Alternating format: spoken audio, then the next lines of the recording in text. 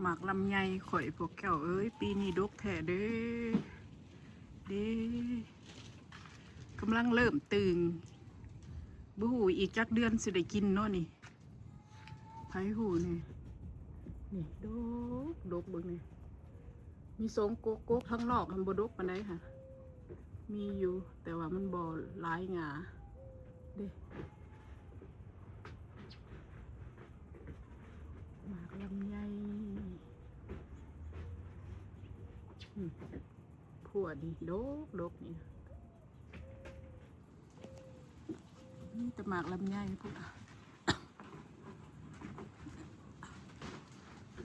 บ้านเฮาหันเห็นมันหมากเนาะมันงามสิกองลงอันนี้มันยังน้อยตีเนาะ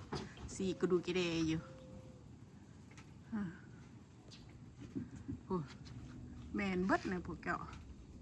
หมากลำไยได้นะ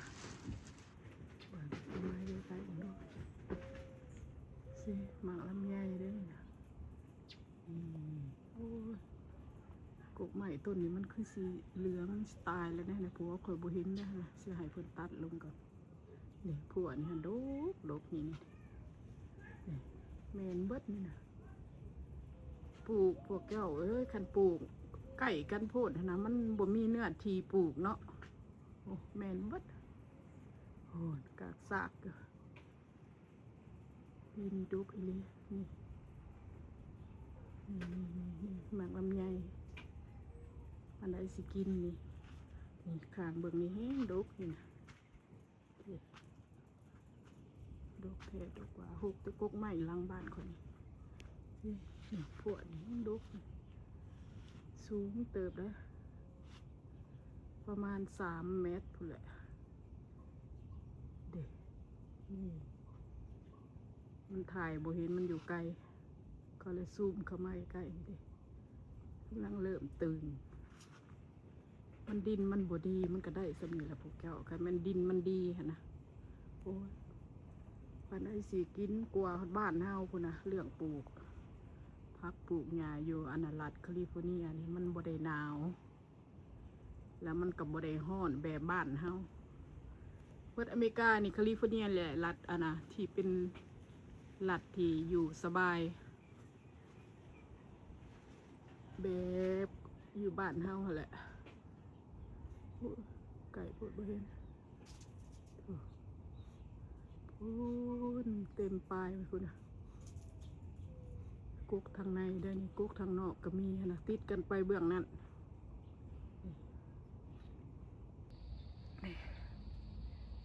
โอ้ขึ้นไปปลายคนว้าตัวคนคำมันหน่วยใหญ่เอามาปีทำอิฐหน่วยหันกว่าพอดีโปมือพวกแก้วมันเป็นหมักลำไยน้ำผึ้งฮะนะมันจะเป็นสีน้ำตาลดอกเปลือกมันสงสัยมันบ่ได้พุ่นได้น้ำดีไปเลยนะบุดกอีเลยคือเอาหมักนอดอันนี้ก็มาปีนขึ้นนะกุกมัซิดาคอยเบิ่งเนี่ยตะกี้นี่กุกมัซิดาเนี่ยกับหมากบักหลายๆงามันเนี่ยตากออกแห้งบัดนี้เพิ่นตัดถิ่มโอ้ยหอดบ่เห็นหมากปีนี้แนวเอียงก็มาจุ่มอยู่บนเดียวเนาะคาว่าธรรมดามันต้อง2 เมตรพุ่นนะกุ๊กใหม่ใหญ่แบบสิมะเพชรคอยปีนี้คอยบ่ปลูกกินต้นเก่านี่แหละนี่ดิก็อยู่กลางยางพอได้กินอยู่ดอกมะเพชรมันบ่ได้เปลืองปานใด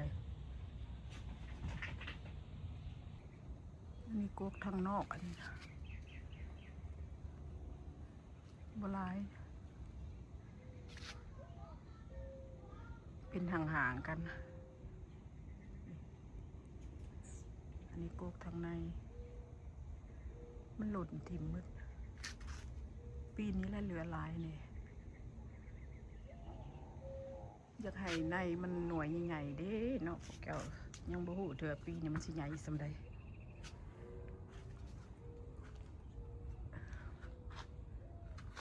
เหลือแต่กากกุ๊กทางนอกนี่มันหล่นถิ่มมืด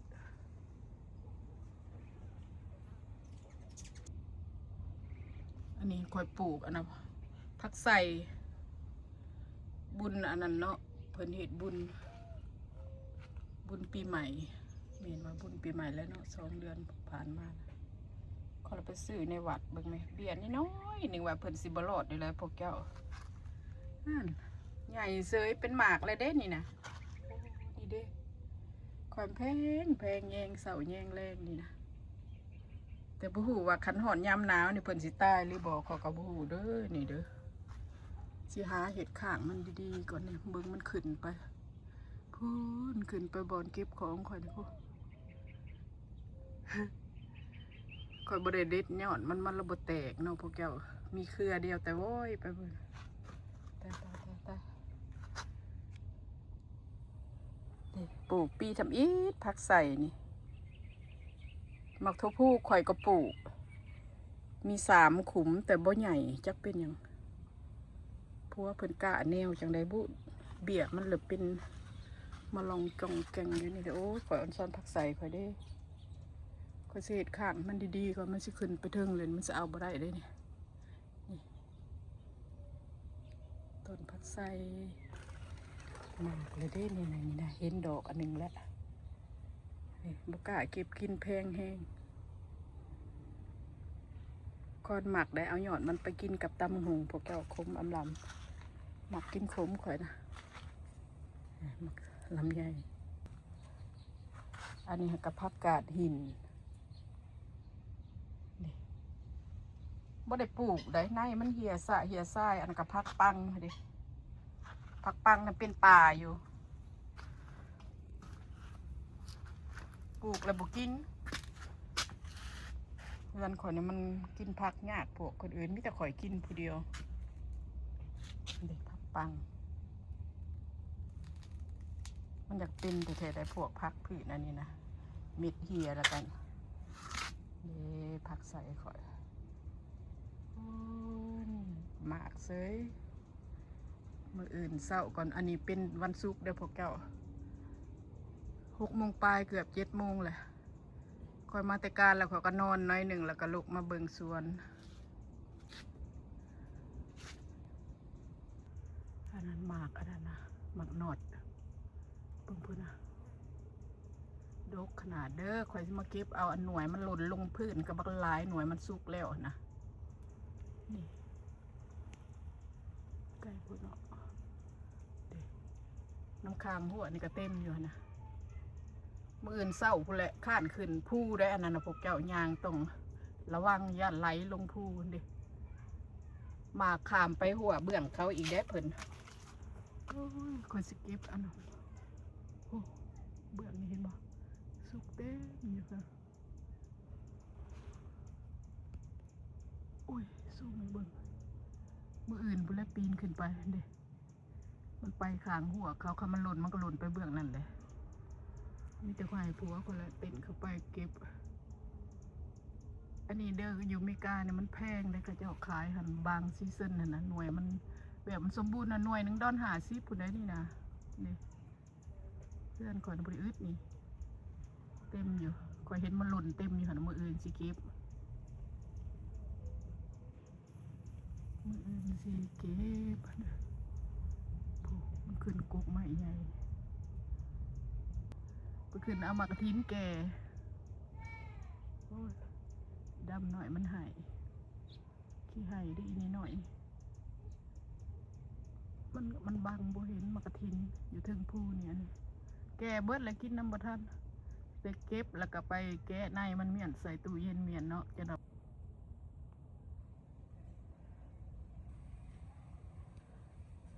สิเห็ดข้างใส่ดีๆก่อนเด้อขอว่าเพิ่นสิตายแล้วได้ซื้อเบี้ย16 ดนคืบเดียวนี่แหละเจ้ยบึงเลยข่อยมาฝังใส่ข่อยนึกว่าเพิ่นสิบ่ใหญ่บึงเลยบ่ได้เฮ็ดข้างใส่อย่างดีเอามาแปะใส่ซื่อๆเพิ่นก็ล้ามขึ้นไปพุ่นน่ะเขาบ่กล้าเด็ดมันข่อยอยากมันตายบึงไหมคันข่อยเด็ดนี่คือสิเป็นหลายอยู่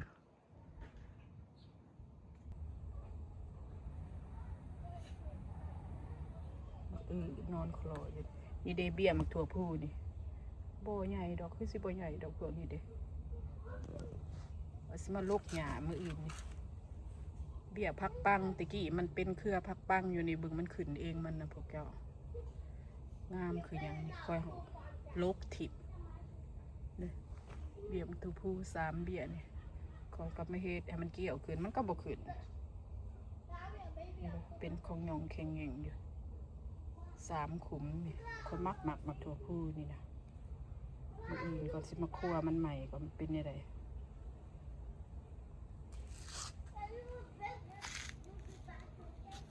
ถั่วมันอื่นมันบ่มีหมูปลูก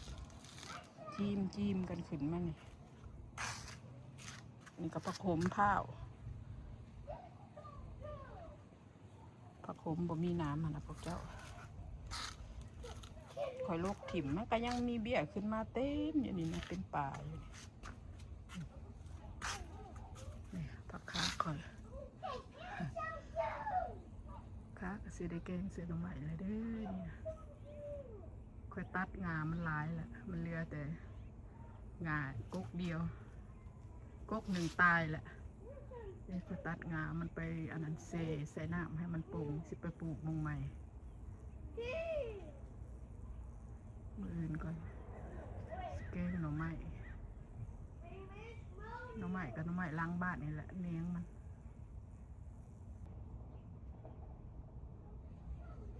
หมักหุงค่อยไงได้กุ๊กนี่เห็นบ่พอดีตำซ้ำนี่กุ๊กนี่สงสัยสิบ่เป็นแหละบ่ดกปานใดกุ๊กนี่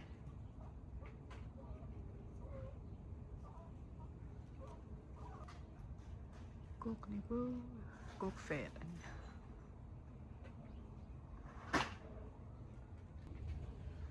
กุ๊กขี้หูดต้นนี่บ่ได้กินพวกเจ้าค่อยสิตัดปลายมันลงแหละค่อยทางแปลนหลายเติบแล้วได้นี่นะกุ๊กขี้หูดมี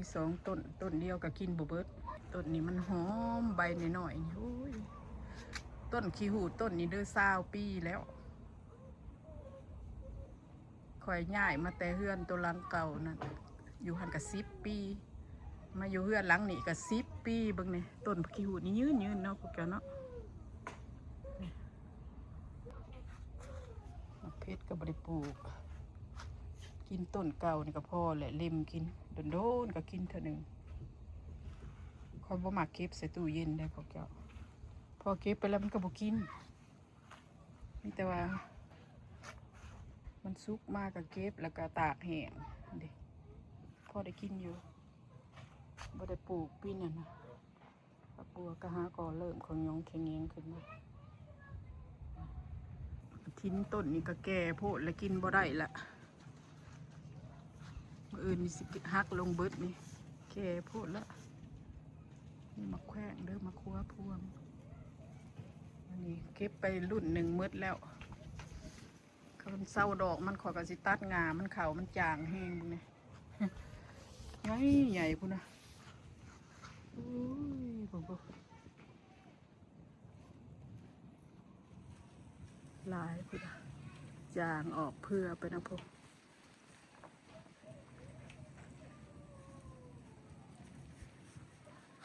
หายท้องฝ่ายเบิ่งพวกแก้วเด้อ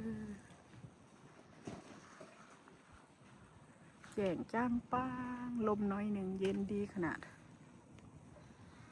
มีแห้งออกมานอกนี่อากาศสุดเนาะถ่ายบรรยากาศหลังบ้านให้เบิ้งกระแบบเก่านี่แล้วเนาะอันนี้ก็ขอกมาคือมันมีแต่ขี้ดินสะอยู่นะขอกมาเพิ่นนี่ดิเพิ่นมันขอกเล็กหั่นแหละเพิ่นมาตอกแป้นแอมแล้วก็ต้นมังคุด3 ต้นอยู่หลุมนี่ก็หมากอยู่เด้ต้นซูดมันจะเป็นมังคุดฮาวายหมากน้อยๆนี่หักโบจับหล่นกำลังเริ่มกกนี่สูงคืออย่างนี้นะสูงหรือหาต้นมังคุดตะกี้คอยมี9 ต้นตัวต้นอันนั้นทางข้างการาดนะมันตาย มันล่มบ่แม่นมันตายดอกหากมันล่มแล้วมันก็เลยตัดถิ่มไปเลยดกคือหยังนี่นะกุกเนี่ยนะปีนี้บ่ได้ปลูกหลายหวานก็ได้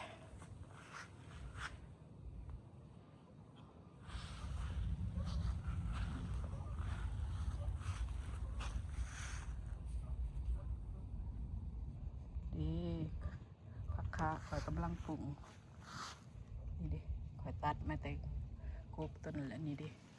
กำลังปลูกพอแก้วจะหน่อยก็เอาไปลงดินแล้วจะสิไปลงแถวใดบุนี่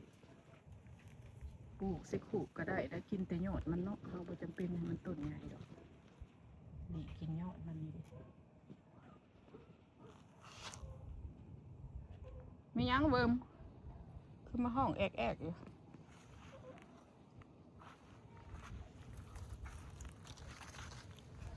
กุมะขามหมากอันนั้น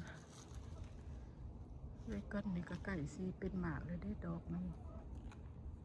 ปีนี้คือสิบดกที่นี่คือบ่เห็นลายอันนี้หมากทับทิมหมากพิลาเนาะคนลาวเป็นห้องนี่กระดกอยู่เด้หลายปีแล้วได้บ่หมากเป็นตัดงาทีมหาก็สิมาเริ่มหมากอีกปีนี้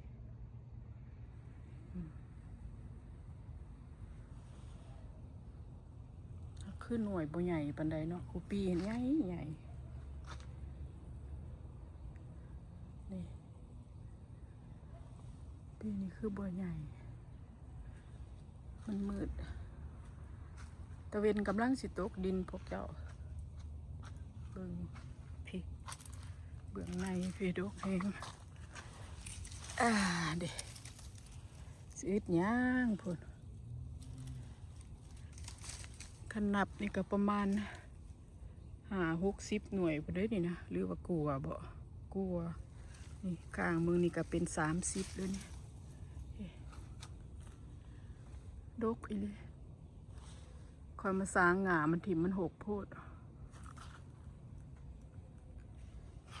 โอ้ยแดดบ่เห็นถ่ายไปให้หมู่เบิ่งอยู่โรงงานเขาถามมึงก็ถ่ายหูมักใหม่เฮือนมึงมาให้กูเบิ่งเดี๋ยวดูวะมีหยังแหน่วะก็เลยถ่ายไปให้หมู่เบิ่งคุณแม็กเขาสอนเวลาข่อยเอามักใหม่ไปให้เขานะเขาถามมึงนี่ปลูกได้ทุกอย่างเนาะเพิ่นว่าเอาโอ้ยมันเหลื่อมตาพวกเจ้าอันเดอร์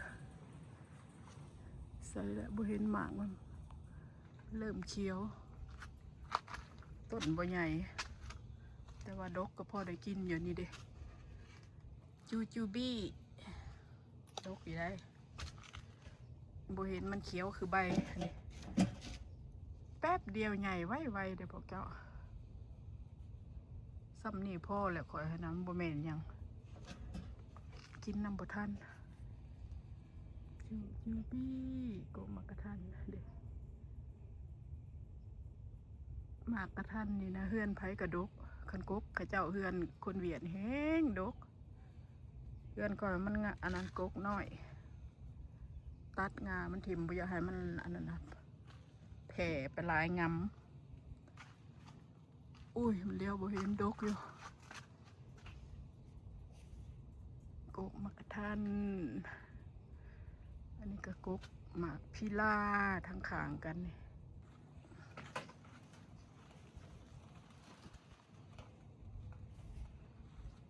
หมากพลัมหมากลำใหญ่เดียวนี้นะหมากอันนั้น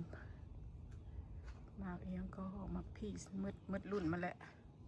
ปีหน้าพุ่นแหละปีละเถื่อกินอันนี้ก็หมากม่วงนี่นะเมื่อนั้นก็ปิดไปเป็น10 กว่าหมากพวกเก่าไปกินสุ่มก็จุงเมียนเต็มหมากใหญ่ๆกับมันทีก็หลายมันก็สีบ่ใหญ่นะมื้ออื่นนี่สิมาเล่มเอาอีกนี่นะไปกินสุ่มอีกนี่เด้รุ่นน้อยก็มี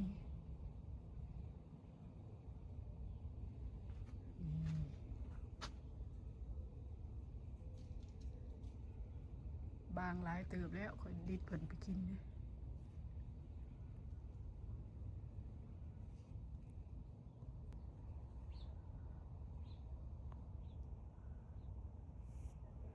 หมากชมพู่นี่เป็นไดดอกอยู่ได้บ่เห็นจับนี่นะหมากชมพู่ก็มีนี่นะ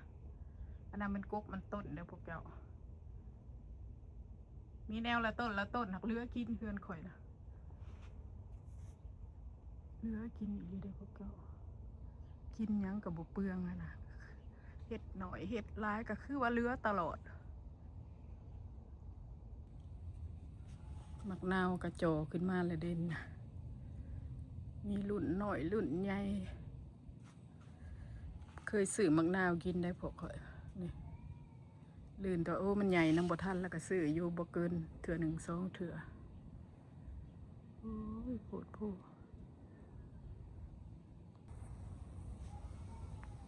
อันนี้กกอันน่ะ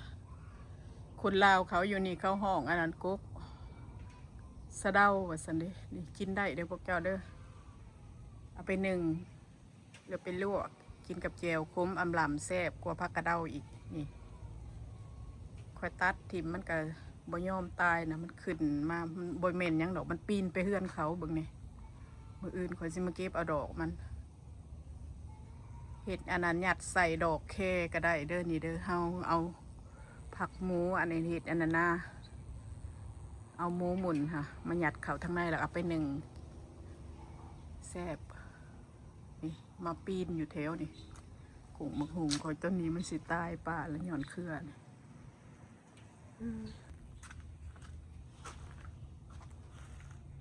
อันนี้ผักอีเลิศเบิ่งนี่ปลูกใส่ขู่ก็ใหญ่งามนี่นะผักแพรวก็2 คู่คอยพยายามเด็ดขอเบียให้มันยาวหลายนี่ซ้ำนี่พอดีกินนี่ขู่หน่อยนี่ขู่ใหญ่นี่สูงโพดแล้วนี่นะขันหอดยามหนาวมาเพิ่นกะสีตายเด้เพิ่นกะสีหยุบลงเฮากะหาอันนั้นนะเก็ดอีหยังมากวบเมียนบ่ให้มันเย็นหลายมันก็บ่เย็นหลายดอกหักบ่อยากให้มันถือน้ำหมอกนะว่าสิใช้ปลูกใหม่อันนี้ก็มะเขือผู้อันนั้นบ่แม่นมะเขือผู้เนาะมะเขือป้อมดิปีนี้ค่อยปลูกได้4 คู่หักยังบ่ทันหมาก4 คู่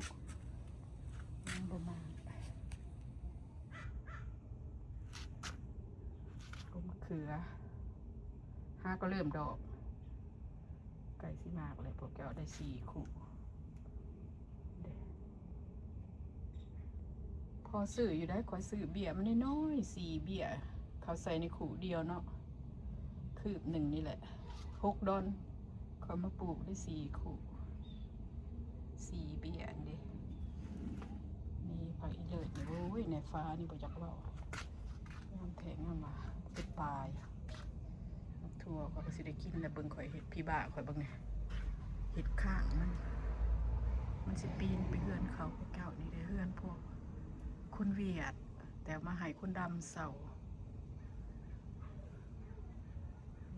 ข้างเฮือนเบื้องนี้มันบกวางเฮือนข่อยนะมันติดกับฝาเฮือนเขา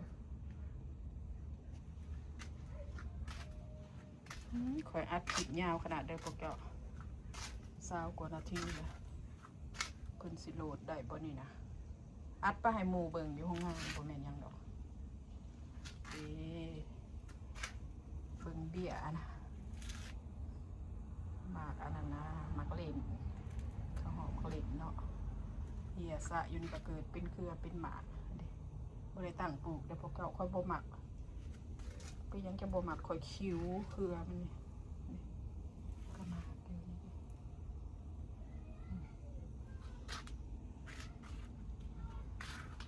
ผักบัวละพาก็กระปลูกขู่เดียวปลูกพอจะได้กินแต่หามีขู่เดียวจะหน่อยนี่ดอกมันหล่นน้ำเบี้ยมันก็สิหล่นเต็มเป็นเบี้ยอยู่ปีหน้าเนาะเบิ่งเครือมักถั่วพี่บ้าข่อยเบิ่งเนี่ยเขาก็เอาไม้นะมาโกะใส่ก็ไปหันปีนเพื่อนเขาอันนี้กับไม้หน่อไม้อยู่เพื่อนนี่แหละเนี่ยมันหลายแล้วก็ตัดก็ไม่เห็ดข้างมักถั่วคำมันมีคืออันนั้นข้างดีๆมันก็สีงามอยู่นี่นะอัน นนี้ผักหวานผุ่มเด้อพวกเจ้ากินแซ่บเด้อผักอันนี้นะเก็บเป็นลวกแล้วก็มาเห็ดสุกผักหลายๆชนิดมาสุบใส่กันงามได้นี่นะเห็ดเห็ดออมนี่บ่ได้ไปไกลดอกข่อยมีเต็มอยู่นี่ออมได้เบิดผักอันนี้แน่ผักโหมแน่ไปใส่กระดูกแซ่บผักอันนี้มันผักหวานแท้มันยังบ่แซ่บเท่าผักหวานอันนี้พอผักหวานแท้นะมัน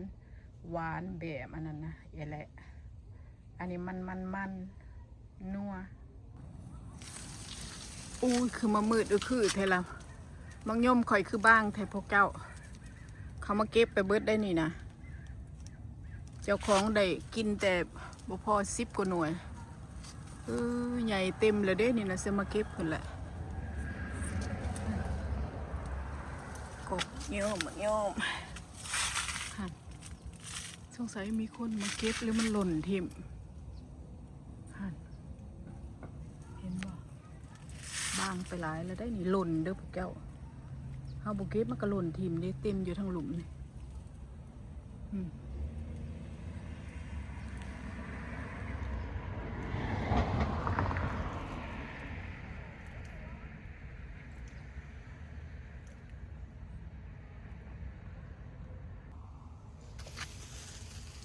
อุ้ยเปิดบังโดนนี่ดิมันหล่นถิ่มหรือว่ามีคนหูดไปอะไรนี่นะหรือว่าผัวเขาเก็บไปให้หมูกันบ่บางเบิดนี่บ่เห็นหลาย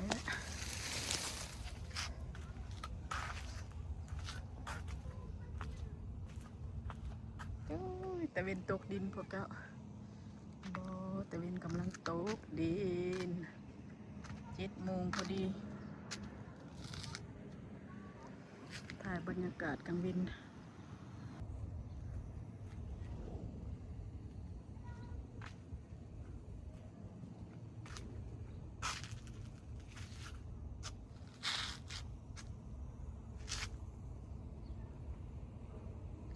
เดี๋ยวเบิ่งท้องฟ้าเด้อพวกเจ้าเบิ่งนี้แจ้งจางฟ้า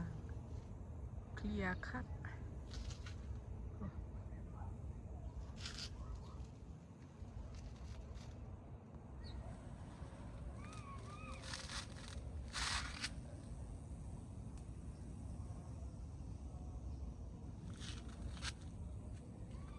แจ้งจางปางกบมังยมข่อยยอดกำลังงามมึงเนี่ยพอดีเห็ดสมเนาะสำเนี่ยดินค้างนะกันเด็บ่ได้เห็ดยังบ่ได้เห็ดยังต้นไม้แถวนี่ก็ตัดถิ่มเบิดแล้วต้นหมากโลขวดกับบ่เป็นหมากเห็นอยู่ได้ดอกเพื่อนเขาบ่เป็นหมากเพิ่นดินผมก็สิยาวขึ้นด้วยพูนหัวเล็กตรงนั้นแหละยาวขึ้นไปพุ่นขึ้นไปกกใหม่งามสิเป็นหลังบ้านพูนขึ้นไปพูน